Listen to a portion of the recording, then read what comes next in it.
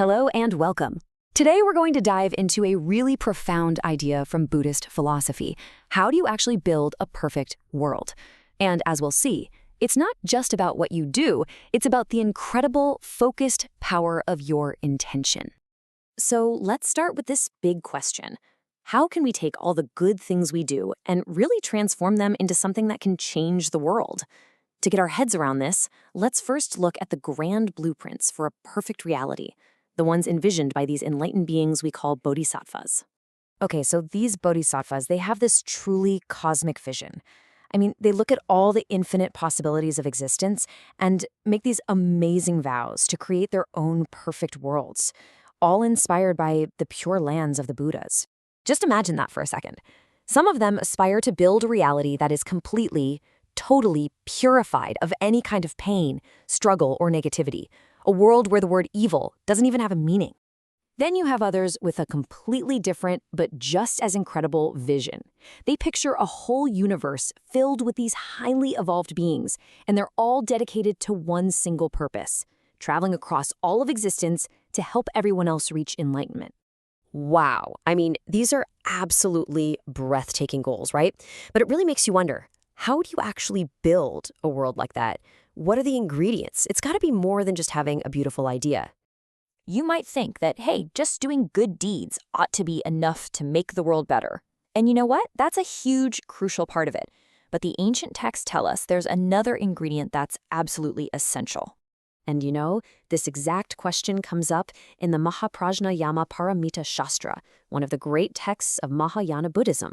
And it explains that doing good deeds without a vow, well, it's kind of like having a super powerful engine with absolutely no one behind the wheel. So, let's break down the ingredients. First, you've got merit.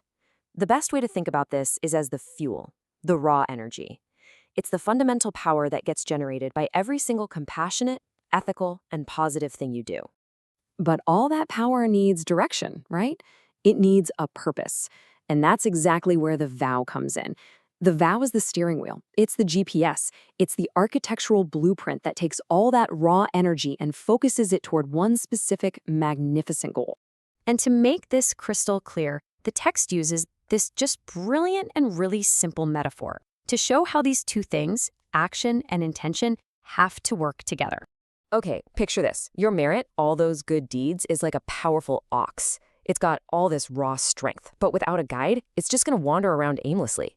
Your vow power, that focused intention, that's the skilled driver who knows exactly where to go and guides that ox to the destination. I just love how clear that is. It's so simple. Without the driver, all the ox's strength is just wasted. And without the ox, the driver's perfect plan is just a dream. They absolutely need each other to get anywhere meaningful. So this brings up a pretty clever question, doesn't it? A potential loophole. If a vow is what makes good deeds so powerful, can you sort of cheat the system? Can you do something bad and just not vow for a bad result to avoid the consequences? Well, the answer is a bit more nuanced than that. And here's the key difference. The text says negative actions naturally lead to suffering because, let's be honest, nobody truly wants or wishes for pain. The karmic connection is pretty direct. But with positive actions, a powerful vow acts like a supercharger, like an amplifier. It can take even small good deeds and turn them into incredible, world-changing results. And this isn't just some abstract theory. The text then introduces us to the master builders, the bodhisattvas who are living examples of this principle, who have perfected combining merit with vow power. A whole assembly of these enlightened beings is mentioned, and we're talking about some of the most revered figures in Buddhism, people like Manjushri, who embodies wisdom, and Maitreya, the coming Buddha. All of them have mastered this art of blending merit and vow. But here's what's so brilliant about this. The very first example they give, this person named Bhadrapala, he isn't some far-off celestial figure. He was a well-known layperson, a local guy in the community where this teaching was given. It just completely grounds this cosmic principle in our everyday lives.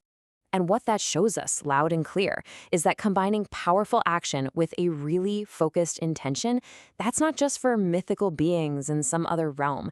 This is a path that is open to every single one of us, whether you're a monastic or just a regular person dedicated to a higher purpose. So after all of this, What is the big takeaway? What's the point we should bring back into our own lives right here and right now? It really boils down to this powerful reminder. Our good deeds, our merit, they get their true transformative force only when they are guided by a clear, focused, and powerful intention, our vow. Our actions are the fuel, but our intention, that's the guide. And so, this ancient teaching doesn't just give us answers. It leaves us with a deeply personal and pretty provocative question. It invites every one of us to look at our own lives and ask, what is the grand purpose that's guiding my actions? What is my great vow?